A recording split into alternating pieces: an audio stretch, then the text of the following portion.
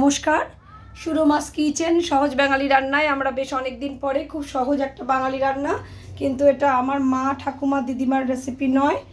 এটা আমার পরিচিত, পূর্ব পরিচিত একটি ভাই একবার বলেছিল যে দিদি মুসুরির ডাল পাট শাক দিয়ে নিয়ে এসেছি, তো আমি পাট শাক কিনেছি, ওইটাই রেসিপি বানাবো বলে আজকে আবার আমার বাড়িতে বন্দনাদি বলল যে আমরাও খাই পুরুলিয়াতে পাট শাক, মুসুর ডালটা খানিকটা সেদ্ধ হয়ে গেলে তখন তুমি দেবে, তারপর সম্বার লাগাবার সময় কালো জিরে, রসুন কুচি, শুকনো লঙ্কা এগুলো তুমি দেবে। তো আমি অ্যাড করলাম টমেটো আর একটু ক্যাপসি দেব ফোড়বার সময়, আর আমার তো একটু মেথির গুঁড়ো থাকেই। তো সেইগুলো আমি পাট শাক যেহেতু শরীরকে ভীষণ ঠান্ডা করে, পাট শাকের বড়া খেয়েছি, গত বছর আমার চ্যানেলেও দেখিয়েছি পাট শাকের বড়া, কিন্তু মুসুরির ডাল দিয়ে পাট শাক ব্যাপারটা আমি কখনো খাইনি। তো এটা শোনার পরে আমার এটা ভালো লেগেছিল রেসিপিটা। এটা একদম গ্রাম বাংলা প্রত্যন্ত সবাই খেয়ে থাকেন। আমার ঠাম্মা যেমন পাট শাকের ঝোল বানাতো, তো পাট শাক তো একটু বিলবিলে টাইপ হয় ঢ্যাঁড়সের মতো, তো সেই জন্য আমার মার খুব একটা পছন্দ নয় পাট শাক। তো আজকে সে কোনো কারণে আমার সঙ্গে সকালবেলায় আমরা গেছিলাম, একটু বাইরে বেরিয়েছিলাম, তো ফেরার পথে আমরা বাজারে গেছি। তো মা তো বলছে কিছুই নিতে হবে না, খালি মাছ আর পটল নিয়ে বাড়ি চল। তো আমি মাকে কোনো রকমে বুঝিয়ে বাজিয়ে ধানকুনি পাতা, হিলিংচে শাক, পাট শাক এটসেট্রা যা যা আমার ইচ্ছে মতো মনে হলো, নিম পাতা, সেগুলো সব কিনেছি আর কি। তো মা অ্যাকচুয়ালি শাক পাতা একদমই ভালো খেতে চায় না, বাট আমি খাবো বলেই করেছি, তবে খেয়ে নেবে সোনা মুখ করে, সেটা চিন্তা নেই। একটা কাঁচা লঙ্কা দিয়ে দিচ্ছি। আমি ডাল সেদ্ধর সময় একটু নুন, একটু তেল দিয়েছিলাম, হলুদ আমি এখনও ইনটেক দিইনি। তারপরে আমি চাইবো একটু ক্যাপসি মিশিয়ে দিতে,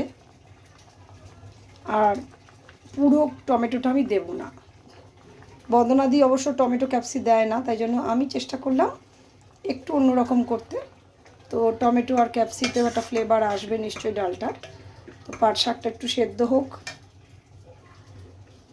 সম্বার দেওয়ার সময় আমরা তেল রেডি রেখেছি, রসুন কুচি, কালো জিরে, শুকনো লঙ্কা এইগুলো দেবো আমি। তো আমার কিন্তু আইডিয়াও নেই, যেহেতু বন্দনাদিও খেয়েছে, বন্দনাদির থেকেই জেনে নেব। বন্দনাদি কতক্ষণ হবে একটু দেখে দূর থেকে বলে দিয়ে যাও তো। এই যে শাকটা দিয়ে দিলাম, এরপরে এটা কতক্ষণ চলবে? একটু ফুটবে, আর এই যে পাতাগুলো সেদ্ধ হতে হবে তো। হ্যাঁ হ্যাঁ, সিদ্ধ তো হয়ে গেল। পাতা সেদ্ধ হয়ে গেল, এই তো দিলাম আমি 2 মিনিটে। তাহলে একটু হলুদ দিয়ে দাও তো হাত দিয়ে।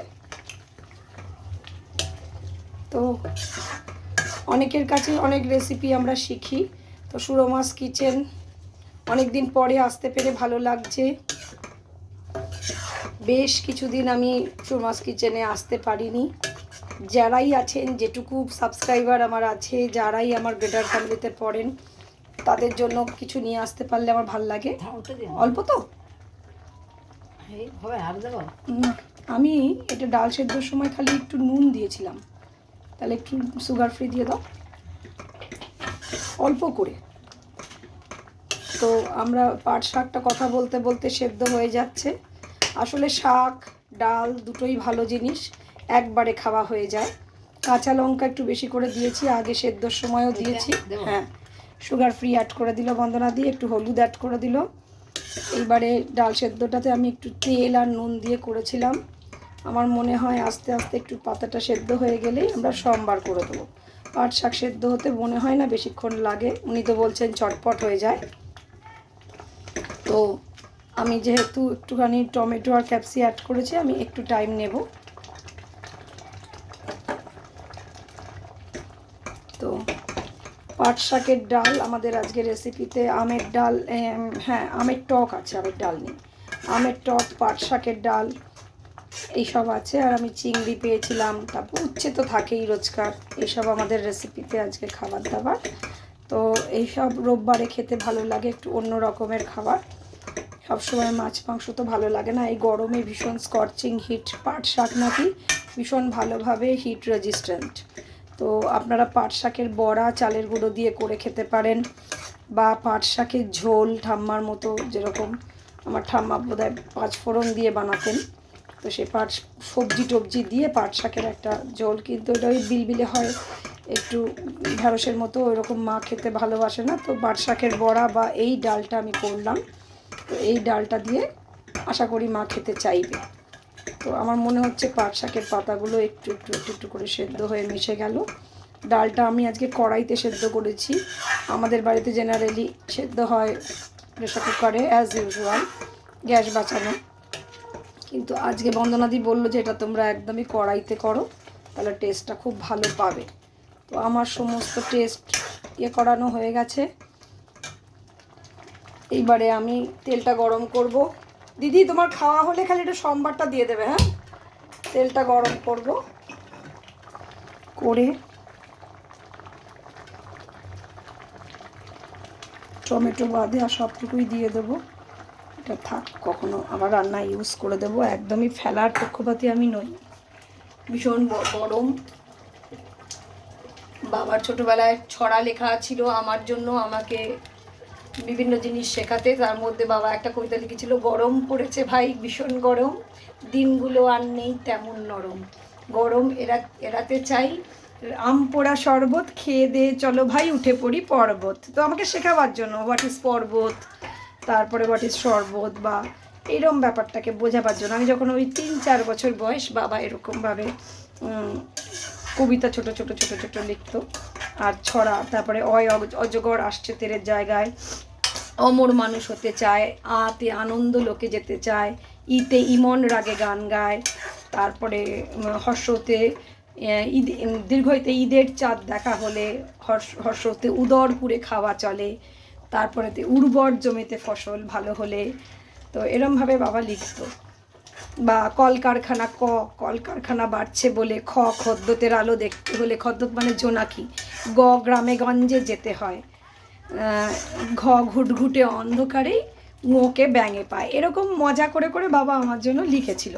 তো সেই ইয়েটা আমার ইচ্ছে আছে কখনো ছাপিয়ে যদি বার করা যায়। আমরা ছোটোবেলায় অজগর আসছে তেরে আমটি আমি খাবো পেরে তো করে সবাই বড় হই, কিন্তু কজনের ভাগ্যে এরম বাবাও আসে যে শেখাবার জন্য আমাকে এত সুন্দর করে বাবা কবিতা, ছোট্ট ছোট্ট ছড়া, এগুলোর মাধ্যমে বাবা আমায় শেখাতেন, মনে পড়ে যায়। তো ওই ভীষণ গরম, দিনগুলো আর নেই তেমন নরম। তো আম পোড়া শরবত কিন্তু অবশ্যই খাবেন। আমার তেল গরম হয়ে গেছে, আমি রসুন দিয়ে দিলাম। দিদি একটু সম্বারটা দিয়ে যাও।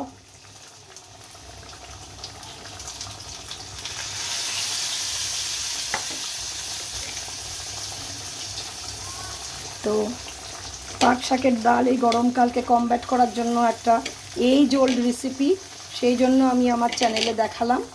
যদিও এটা আমাদের ধরবাড়ির রেসিপি নয়, সুরমাস কিচেনের রেসিপি নয়, কিন্তু সুরমাস কিচেনের রেসিপি সেটাকে ভালোবেসে নিল বন্দনাদি বা পিন্টু, যেই হোক আমাদের রেসিপির যোগানদাতা। কিন্তু আমরা এটাকে অ্যাসিমিলেট করলাম আমাদের মতো করে, ডাল সেদ্ধ করে ফেলেছি উইথ পাট শাক, দুটোই ভীষণ ঠান্ডা করবে শরীরকে। কিন্তু আমি টমেটো ক্যাপসি একটু দিয়েছি, স্পাইসি ব্যাপারটা। আর বন্দনাদি বললো পেঁয়াজ দিতে হয় না, তাই জন্য আমি শুধু রসুন, একটু মেথি আর একটু কালো জিরে সম্বার দিয়ে নিয়েছি।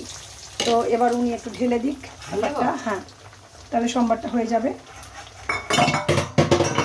তো গরমের দিনে আপনারা করে খান পাট শাকের বড়া, নতুবা পাট শাকের ঝোল, অথবা এরকম একটা সবজি ডাল। আই হোপ আপনাদের ভালো লাগবে। রসুন ভাজা হয়ে যাচ্ছে।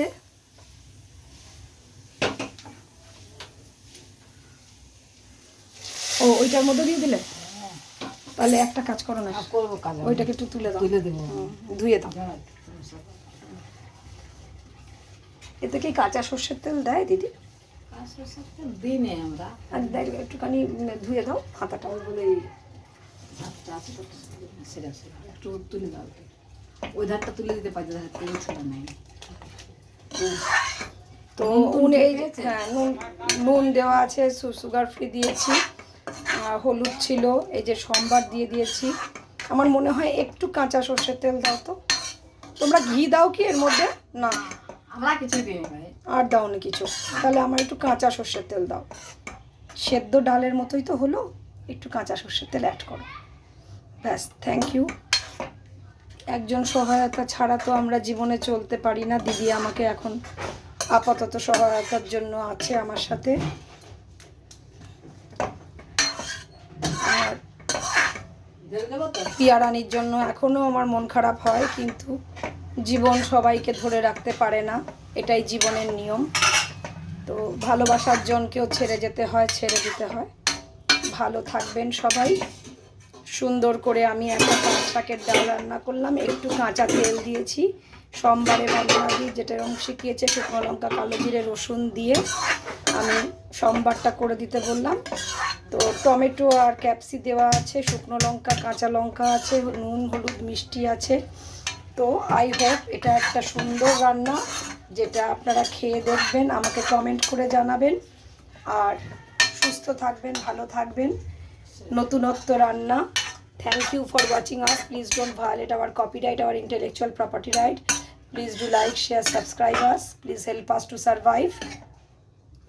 We will meet again soon. আমরা খুব তাড়াতাড়ি আবার একটা ভিডিও নিয়ে চলে আসবো। বন্দনা দিত হেসেই অস্থির, এই এক পাট শাক রসুন দিয়ে তাই নাকি আবার কেউ টিভিতে দাঁড়িয়ে ভিডিওতে দেখায়। তুমি তো আমাকে ভিডিও করবে বলে মাথা খারাপ করে দিয়েছো, যাও করো গিয়ে। তো ওর হাসি পাচ্ছে, কিন্তু আমি জানি গ্রাম বাংলার এই এজ ওল্ড রেসিপি, এটা আমাদের আধুনিক যুগের অনেকে জানেন না। যদি জেনে করে খান আমার ভালো লাগবে। আর যারা নতুন করলেন, নতুন খেলেন, অবশ্যই আমাকে কমেন্ট না করে যাবেন না। ভালো থাকবেन। Thank you for watching us. खाइए, खिलाइए, खुश रहिए, मस्त रहिए। अगर ये पकवान पसंद आए तो ज़रूर करके खाइए घर पे। लाइक, शेयर, सब्सक्राइब करिए ज़रूर। मेरे को बताना ज़रूर। आबार आसबो, आबार बोलबो। भालो थाकबेन। ततक्षण पर्यन्त bye. Thank you for watching us.